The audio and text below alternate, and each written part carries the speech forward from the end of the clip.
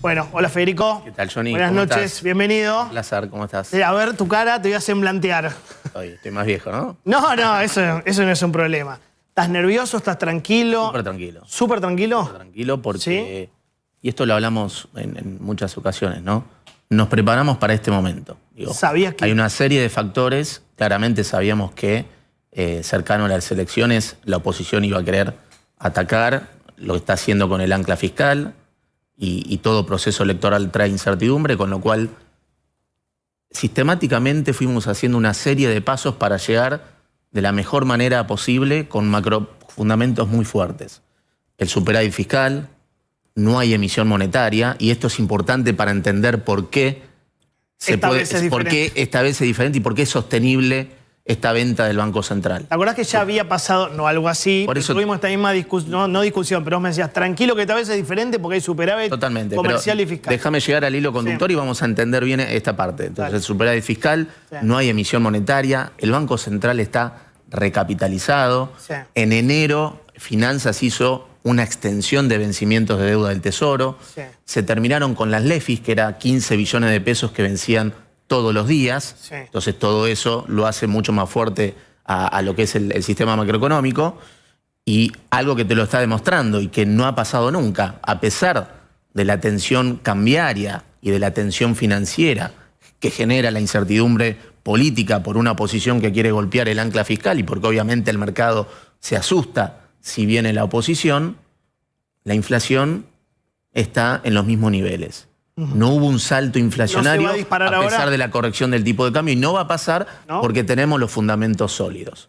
Okay. Entonces, y acá algo que es muy importante entender. Sí. Estamos hablando de el Banco Central vende dólares. Muchos. Bueno, Estamos de acuerdo que es primero, mucho, 678 millones es mucho. bueno, en comparación con los 25.000 millones de dólares que lleva comprado este Banco Central de esta gestión, que es récord, no es nada. ¿Hay poder de Entonces, fuego? hay munición de sobra. Munición de Por sobra. eso se capitalizó al Banco Central. Pero esto no solamente tiene que ver con la munición en dólares, sino por lo que te explicaba. La cantidad de pesos que hay en la economía, y esto es lo que es diferente respecto a todas las otras veces, está fija, y está fija en un nivel ridículamente bajo. Hoy la base monetaria, la cantidad de pesos que está dando vueltas, es 5 puntos del producto, cuando en condiciones normales de presión y temperatura eso es 9 o 10 puntos del producto. Entonces, imagínate que vos acá tenemos dos torres, Sí. el Banco Central. Sí. Tiene una torre que son dólares y tiene una torre que son los pesos que pueden ir contra estos dólares. Exacto. Cuando el Banco Central, en el techo de la banda, como está sucediendo ahora, vende dólares, va vendiendo dólares, primero partimos de la base que hoy la cantidad de dólares es mayor que todo el circulante de la economía. Ok. Mirá si no hay poder de fuego al tipo de cambio del techo de la banda. Sí. Segundo, cuando vende dólares, va bajando la torre de dólares y va bajando la torre de pesos. Sí, se le va quedando el que la central. torre de pesos y la chupa el central, Sí, claro. y muere. Y la torre de pesos ya está en un nivel ridículamente bajo por todo el orden monetario que fuimos Se llama haciendo. absorber pesos. Por toda la absorción de pesos que se fueron haciendo. Entonces, eso es lo que te pone el límite. ¿Por qué?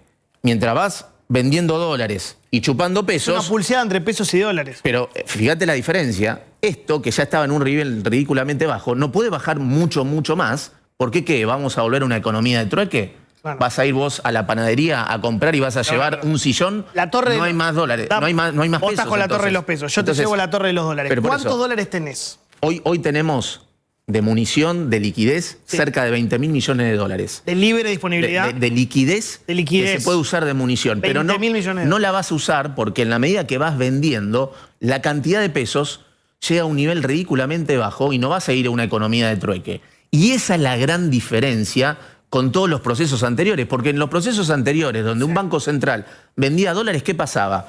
Vendía dólares contra pesos, pero ¿qué pasa? La canilla, la manguera entre el déficit fiscal y la emisión monetaria seguía conectada. Entonces la cantidad de pesos, la cantidad de dólares te bajaba y la cantidad de pesos que pasaba, bajaba y volvía a subir. Eso era lo que, pero se entiende esta parte, eso es lo que hacía insostenible. Entonces ahora la cantidad de pesos está fija. Cuando vendés dólares con munición de sobra, puede bajar y no mucho más, porque si no te vas a un nivel ridículamente bajo, que es el capital de trabajo con el que funciona la economía. Lo explicaste claro. Y tercero, Sí. hoy en el dólar de 1.450, que es el techo de la banda, Sí. es un tipo de cambio real alto, es un dólar alto. Ya quedó vieja el techo de la banda. No, al contrario. Como si ya hoy lo pasó a 1.515. No, pero eso es el contado con liqui. Te estoy diciendo que un dólar de 1.500 sí. es un dólar recontra alto para los fundamentos que tenemos. Macri cuando sale del cepo y se va el dólar a 15, Sí. eso a precios de hoy era un dólar de 1.250. ¿Alguien decía en la época de Macri que el dólar estaba atrasado? Bueno, hoy es de 1.500. Entonces, ¿Y por qué sigue subiendo? Y con fundamentos mucho mejores, porque con Macri había déficit fiscal de 6 puntos y déficit de cuenta corriente de 3. Hoy con mejores fundamentos y un dólar que está en niveles muy competitivos, 1.450 contra los 1.250, además tenés que es un dólar competitivo. Me queda clarísimo. ¿Por qué sigue habiendo presión? Sí. Y lo veíamos en el riesgo país. Sí.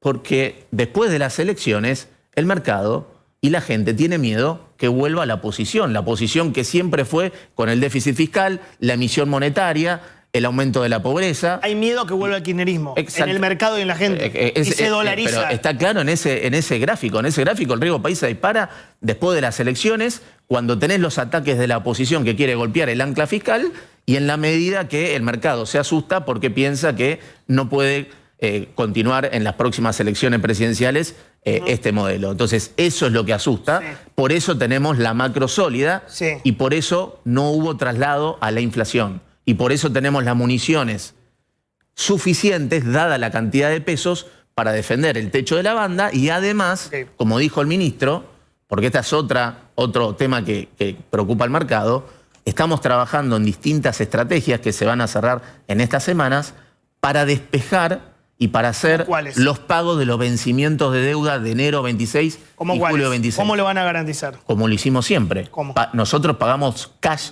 todos los vencimientos de deuda porque no tenemos acceso al financiamiento. Por ejemplo, un préstamo de emergencia del Tesoro. No te puedo dar los detalles, pero claramente este es un equipo que de finanzas tiene obviamente experiencia, sobre todo el ministro de Economía. No te puedo dar los detalles porque eso lo maneja el ministro, pero tenemos 3 estrategias que se están generando y que claramente van a despejar el vencimiento de enero 26 de los bonos en dólares y de julio 26. Entonces, yo soy periodista y te lo tengo que preguntar. No me descartás cuando yo te digo, puede haber un préstamo de emergencia. ¿Cómo te voy a descartar? No lo descartás.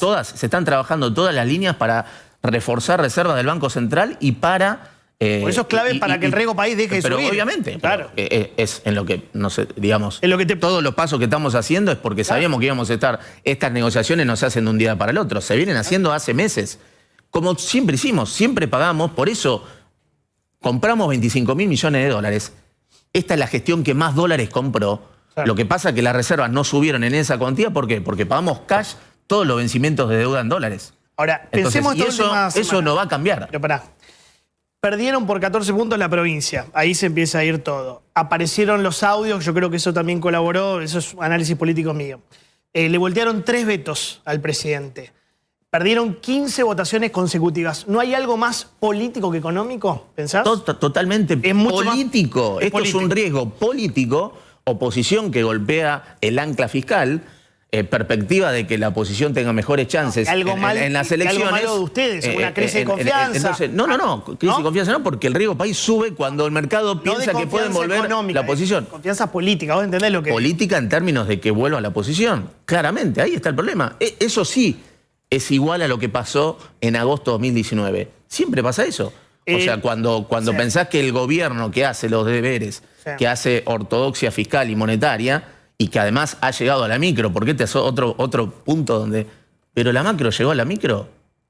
¿Cómo no va a llegar la macro a la micro cuando sacaste más de 12 millones de personas de la pobreza? Pero perdieron en la provincia. Pero no importa, pero ahí sacaron más de 12 millones de personas de la pobreza.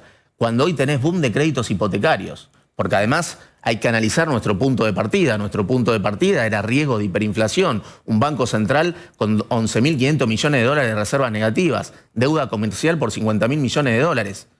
Entre pasivos remunerados del Banco Central y deuda del Tesoro con PUT, había casi 90.000 millones de dólares de deuda a un día en pesos. Perfecto. Entonces, ¿pero no crees que todo eso hay un problema con la micro de la gente que no llega a fin de mes? La macro hizo mucho por la micro, porque la macro es el conjunto de la micro. Entonces, 12 millones de personas de la pobreza que salieron. Hoy la gente tiene crédito hipotecario, tiene crédito para una casa. Pero hay mucha gente falta mejorar para pagar las cuentas, la luz, el gas. Pero falta mejorar porque el punto de partida, ¿cuál fue? ¿Cuál fue? El punto de partida fue lo peor de lo peor. Ya lo sabemos. Entonces, pasaron 18 meses. Sí. Lo que te dice es que este rumbo, si en 18 meses sacaste 12 millones de personas de la pobreza y pasaste de riesgo de hiperinflación a sacar créditos hipotecarios, significa que este es el rumbo. El rumbo es tener superávit fiscal, cortar la emisión monetaria, honrar las deudas y recapitalizar el balance del Banco Central. Eso está claro. Ahora, cuando hay un contexto político y el mercado y la gente se asusta porque puede venir la oposición que va para el otro lado, ahí se genera la tensión financiera y la tensión cambiaria. Como tenés la macro blindada y tenés el Banco Central fortalecido y los ratios de deuda son muy bajos, bueno, a pesar de este contexto y de la corrección del dólar, en otro contexto la inflación se hubiera ido al 6-7%. Y hoy sigue en la zona de 2%. A Miguel Pichetto, ya que hablas de la oposición, diciendo que ustedes, el Banco Central, vos sos el Banco Central, sos director del Banco Central, no está reaccionando. Después Lucas te quiere hacer una pregunta. ¿Tenés Pichetto para verlo? Dale. ¿Cómo anda todo? ¿Cómo ve todo? Bueno, no lo veo muy bien. Me parece que es obvio que en el plano económico están ocurriendo cosas que no son convenientes. Hay una aceleración en el tipo de cambio, en el dólar, y no vemos que la autoridad del Banco Central tenga lo que tenga que tener para frenar la corrida. Pero bueno. No están teniendo lo que tienen que tener, dice, bueno. Yo te contesto con números, ¿no? O sea, nunca hubo un Banco Central tan fortalecido como en esta gestión, en términos de la cantidad de dólares que tiene después de la recapitalización que se hizo, con estos 20.000 millones de dólares con lo que hizo el préstamo del fondo, donde el Tesoro recapitalizó al Banco Central, más el repo que hizo el Banco Central, más lo que compró el Tesoro. Pero vos entendés, pero escúchame, ¿vos entendés la que genera angustia cuando, por más que, sin ser economista, sin la parte técnica, cuando ves que se gastaron 678 millones de dólares, decir, che, ¿qué está pasando? ¿Entendés esa pregunta? No, entiendo. Decir, che, epa. Pero después de haber comprado 25.000 millones de dólares, digamos, y estás defendiendo la estabilidad nominal haciendo eso. Y eso nominal. Lo haces, nominal significa la estabilidad de precios y la estabilidad financiera. Y eso lo haces porque tenés fundamentos. Los fundamentos, tenés superávit fiscal, no tenés emisión monetaria, la cantidad de munición de dólares es más que suficiente dada la cantidad de pesos. Los ratios de deuda son muy bajos, recapitalizaste al Banco Central. Entonces, tenés los fundamentos. El nivel es un nivel 1.500, la salida del cepo de Macri era 1.250. Es un tipo de cambio real que se depreció, que ganó competitividad justamente por hacer bien las cosas. Bueno, porque la corrección del dólar no se fue a inflación. Entonces, tenés los fundamentos, es un nivel razonable y lo estás haciendo justamente porque el Banco Central tiene las municiones y porque, sobre todo, porque la cantidad de pesos está fija en un nivel ridículamente bajo. Y la manguera que conectaba el déficit fiscal con la emisión monetaria no existe más, porque ahora hay superávit fiscal y no hay más emisión monetaria. Una de las últimas, y ya cerramos con abrile a Lucas, pues si no. Sí, yo me quedé pensando en algo que vos decías de que obviamente hay muchos factores o gente que habla del riesgo de la vuelta del kirchnerismo y eso está tensionando el dólar. Pero también siento que el dólar empezó a subir antes de que pierdan las elecciones. De hecho, tuvieron que poner una tasa de interés muy alta para que la gente no compra dólares y el riesgo país también se fue después del caso español o antes de las elecciones. Y esa pregunta está concatenada con la que te voy a hacer ahora. Es, si todo lo que está pasando en la economía depende del riesgo de que vuelva el kirchnerismo, ¿qué pasa si no hacen una gran elección en octubre y aumentan las posibilidades de que vuelva el kirchnerismo? No, la tensión se agudiza después de las elecciones. Esto está en el gráfico. El apretón monetario que se hizo preventivamente, justamente porque sabíamos, justamente, el riesgo país. Este equipo económico fue haciendo siempre pasos y anticipándose a las situaciones. Por eso el superávit fiscal, por eso cortó la emisión monetaria, por eso recapitalizó al Banco Central junto con la salida del cepo, por eso se terminaron con las LEFIs, digamos, todo eso. Se venían preparando. Y el apretón monetario que se hizo en agosto fue justamente también para contrarrestar la caída en la demanda de dinero que generaba la incertidumbre política. ¿Me paro un segundo? Por favor. Vos decís que el problema estuvo acá. La elección fue el 7, ¿no? Pero es evidente. El problema, yo. Mirá, paremos los dos. Más divertido. Este es el problema. ¿Y acá? Y acá. ¿Y acá también? Este no es el problema. Movimientos Estos son movimientos que podés tener. Acá fue Pero, o sea, la evidente. elección. Esto es el problema y acá, claramente, o sea, tenés... ¿Y acá qué hay? Acá perdiste la provincia. Perdiste por la elección 14. y después ¿Y acá? hay una dinámica donde el mercado Congreso. se va asustando, el Congreso y el mercado se va asustando porque también va internalizando este resultado electoral. Para, no te sientes. ¿Y ahora va para allá o va para acá? Va a ir para abajo, en la medida que lo puedas estabilizar y los fundamentos están para eso. ¿Seguro? Sí. Quedó pendiente lo de octubre, que no terminó de responder. ¿Qué pasa si octubre no es una Bueno, gran elección? era la pregunta que le estaba haciendo. Ah, perfecto. ¿Va para arriba o para abajo? Bueno. Si pierde en octubre, Primero que hay tiempo para encauzarlo políticamente.